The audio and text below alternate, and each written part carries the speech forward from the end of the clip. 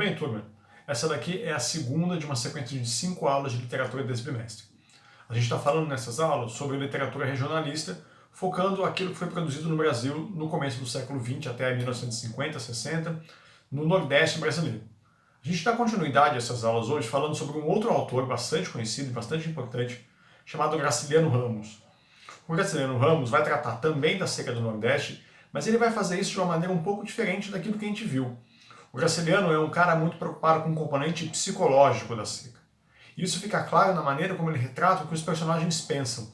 É como se a seca do lado de fora da vida virasse uma seca interna, virasse uma espécie de seca de personalidade. A gente vai dar uma olhada nisso então, num dos livros dele, que é um dos livros mais famosos da literatura nacional, chamado Vidas Secas. Antes de falar do Vidas Secas, a gente vai tratar de um outro livro dele, chamado São Bernardo.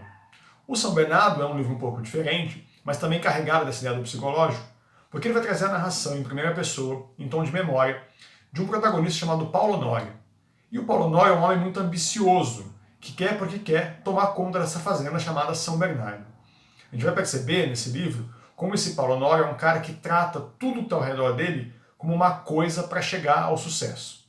Para o Paulo Honório não existe bem nem mal, existe o que dá certo e o que não dá certo. A gente vai começar então lendo um pedaço do São Bernardo para poder entender essa ideia do homem que pensa no mundo como uma ferramenta para ele, e também vai ver um pouco do estilo de narração do Graciliano Ramos. Dá uma olhada nesse trecho então do São Bernardo.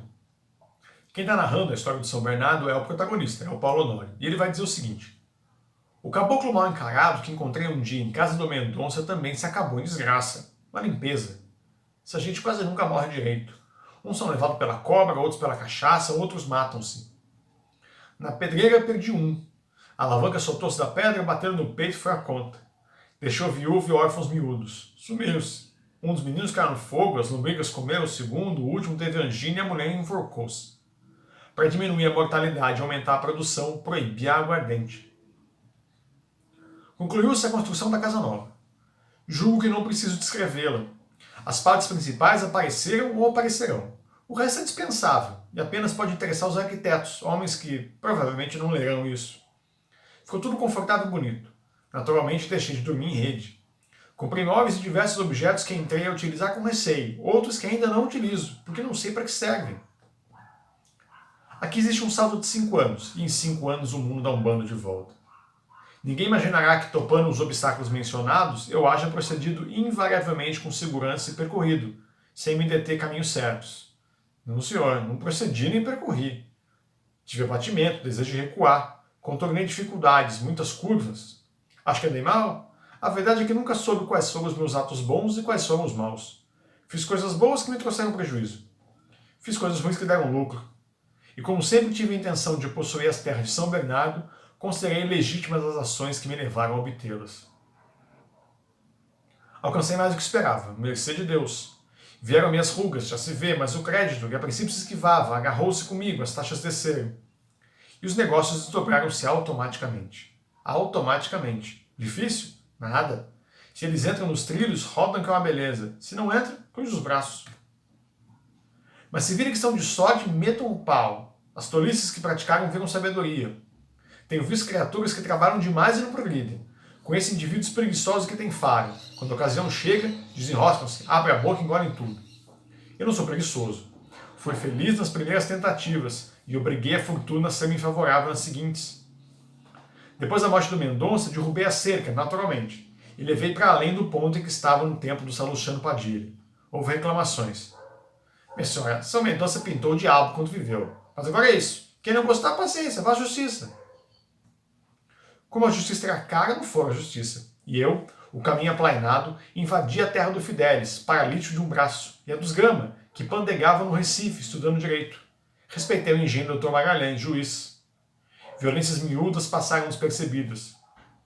As questões mais sérias foram ganhas no foro, graças aos chicanos do João Nogueira. Efetuei treinações arriscadas, endividei-me, importei maquinismos e não prestei atenção aos que me censuravam, porque queria abarcar o mundo com as pernas. Iniciei a pomicultura e a avicultura. Para levar os meus produtos ao mercado, comecei uma estrada de rodagem. Azevedo Gondim compôs sobre ela 2 artigos, chamou-me patriota, citou Ford, Delmiro Gouveia. Costa Brito também publicou uma nota na Gazeta, elogiando-me, elogiando o chefe político local.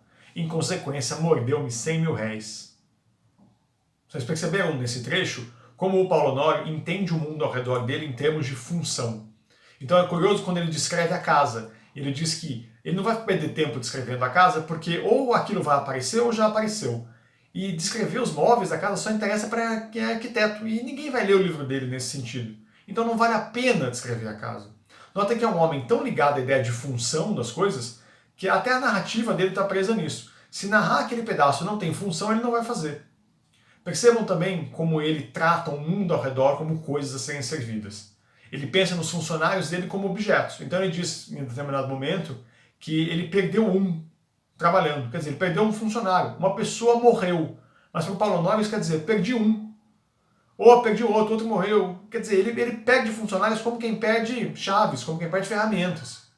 E notem que a ideia dele de proteger os funcionários, quando ele diz que proibiu a cachaça, proibiu a aguardente, não é para o bem dos funcionários, é para o bem dele parar de perder mão de obra. Então a história toda do Paulo Honório está vinculada com essa ideia do homem que quer tudo, que tem uma ambição enorme e vai colocando lá para frente, custe o que custar. Ele diz, fiz coisa boa que deu errado, fiz coisa errada que deu certo, para mim tanto faz. O importante é que eu consegui chegar onde eu queria. Notem também a ideia da concentração de terras e da desigualdade de poder que esse livro traz. Percebam como o Paulo Honório diz que ele foi tomando a terra das pessoas. Tomou a terra de uma viúva, tomou a terra de um homem que era paralítico, tomou a terra de um homem que não estava lá, mas a terra do juiz ele não tomou. Quer dizer, ele sabe quais pessoas poderosas ele não pode mexer. Isso é um retrato do que é o Brasil, a ideia de quem tem poder e quem não tem. O Paulo Honório, em algum momento da história, vai conhecer uma professora chamada Margarida. E é aí que a história vai sair do rumo, porque a ambição dele não encontra respaldo na Margarida, que não quer ser tratada como uma coisa, e isso vai levar o Paulo Honório a uma espécie de loucura, e é assim que a trama continua. O outro livro do Graciliano Ramos, que eu quero comentar na aula de hoje, é aquele que eu mencionei primeiro, que é o Vidas Secas. Vidas Secas é um livro muito famoso na literatura brasileira, muito por conta de uma personagem que tem nele, que é uma cachorrinha chamada Baleia. Se vocês sabem, eu não sabem, mas o destino da cachorra no livro é bastante trágico, eu não vou aqui me alongar nele, mas é triste o que acontece com ela. E é um livro muito parecido com o 15, embora seja mais famoso do que o 15, que a gente viu na aula anterior. O que diferencia eles é que enquanto o 15 é um livro mais físico, o Vidas Secas é um livro mais psicológico. Ele também vai trazer a história de uma família, aqui encabeçada pelo pai da família, que é o Fabiano, a esposa, que é assim a Vitória, e os dois filhos que eles têm, e que nem nome tem. No livro é o filho mais velho e o filho mais novo, e a cachorra que anda com eles. É um livro curioso porque ele não tem nem começo nem fim. São vários episódios da família viajando da seca até o litoral, sem que a gente saiba se eles chegam no final ou não. Então é como se mostrasse um retrato repetitivo de várias famílias que fazem isso. Eu vou ler para vocês um pedaço do livro que mostra como é que eles pensam, ou melhor, como é que eles não pensam. Porque vocês vão perceber que no Vidas Secas, a seca transforma aquelas pessoas quase em animais. Vamos dar uma olhada num pedaço então do Vidas Secas. Na planície avermelhada, os juazeiros aragavam duas manchas verdes. Os infelizes tinham caminhado o dia inteiro, estavam cansados e famintos. Ordinariamente andavam pouco, mas como haviam repousado bastante na areia do rio seco, a viagem progredira bem 3 léguas. Fazia horas que procurava uma sombra. A folhagem dos juazeiros apareceu longe, através dos galhos pelados da caatinga rala. Arrastaram-os para lá, devagar. Sim, a Vitória com o filho mais novo escanchado no quarto e o baú de folha na cabeça. Fabiano sombrio, cambaio, o aió a tiracolo, a cuia pendurada numa correia presa ao cinturão, a espingarda de pederneira no ombro. O menino mais velho e a cachorra-baleia iam atrás. Os juazeiros aproximaram-se, recuaram-se, sumiram. O menino mais velho pôs-se a chorar, sentou-se no chão. Anda, condenada do diabo, gritou-lhe o pai.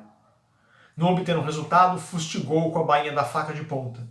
Mas o pequeno esperneou acuado, depois sossegou, deitou-se, fechou os olhos. Fabiana lhe deu algumas pancadas e esperou que ele se levantasse. Como se não acontecesse, espiou os 4 cantos, zangado, praguejando baixo. A caatinga estendia-se de um vermelho indeciso salpicado de manchas brancas que eram ossadas. O vôo negro dos urubus fazia círculos altos em redor de bichos moribundos. Anda, excomungado! O pirralho não se mexeu e Fabiano desejou matá-lo. Tinha um coração grosso, queria responsabilizar alguém pela sua desgraça. A seca parecia-lhe como um fato necessário, e a obstinação da criança irritava-o. Certamente esse obstáculo miúdo não era culpado, mas dificultava a marcha, e o vaqueiro precisava chegar. Não sabia aonde. Tinham deixado os caminhos cheios de espinhos e seixos, fazia horas que pisavam a margem do rio, a lama seca e rachada que escaldava os pés. Pelo espírito atribulado do sertanejo passou a ideia de abandonar o filho naquele descampado. Pensou nos urubus, nas ossadas, coçou a barba ruiva e suja e resoluto, examinou os arredores.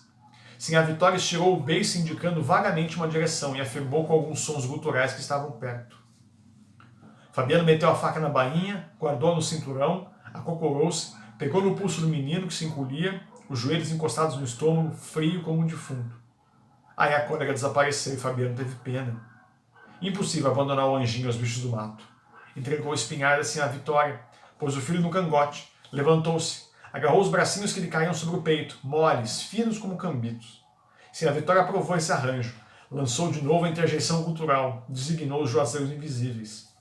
E a viagem prosseguiu, mais lenta, mais arrastada, num silêncio grande. Ausente do companheiro, a cachorra-baleia tomou a frente do grupo. Arqueada, as costelas à mostra, corria ofegando, a língua fora da boca. E de quando em quando se detinha, esperando as pessoas que se retardavam.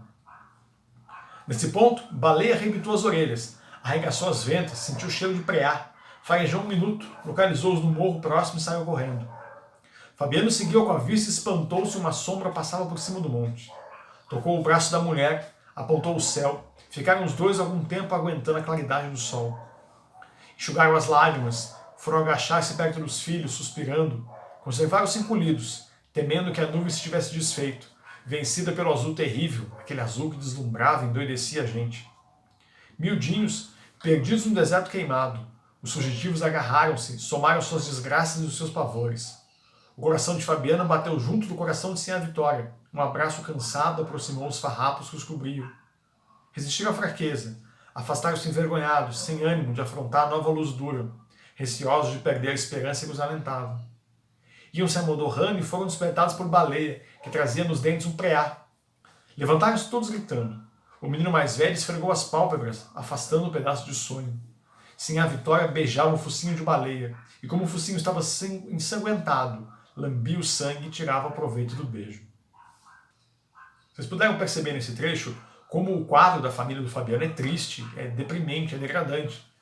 O Fabiano está com um filho que não quer se mexer, não quer continuar a viagem, e o que ele consegue fazer com o filho não é nem um gesto de carinho, mas é um gesto de agressão. Ele culpa o filho pela desgraça em que eles vivem.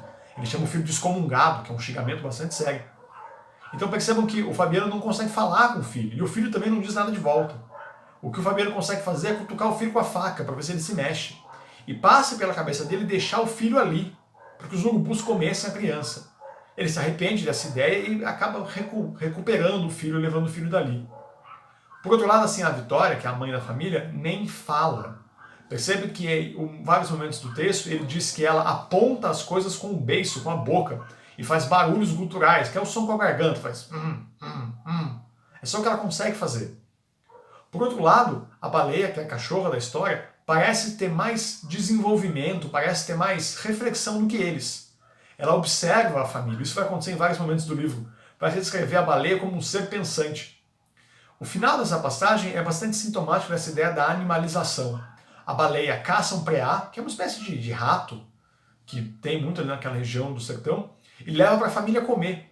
E assim a Vitória fica tão emocionada com aquilo, de que eles vão ter alimento, que ela lambe o focinho da baleia e se aproveita do sangue que sobrou do preá. É um comportamento animal, está longe de ser um comportamento humano, comum. Essa é a tônica do Vidas Secas. O quanto a seca degrada a família, degrada o ser humano a uma condição de sobrevivente, de bicho fugitivo. A ideia dessa aula, então, era contar um pouquinho do panorama da obra do Graciliano Ramos. Esses dois textos estão aqui em texto, na parte de baixo, vocês podem dar uma olhada neles. Também tem um pouquinho de vocabulário. E a gente fica por aqui. Nas próximas aulas a gente continua tratando da literatura regionalista. A gente fala de um outro livro que é muito bom e muito famoso, chamado Morte e Vida Severina, que também vai falar da seca, e isso também vai ser muito triste e muito para baixo, como a gente viu nesses dois últimos livros. É isso, pessoal. Até a próxima.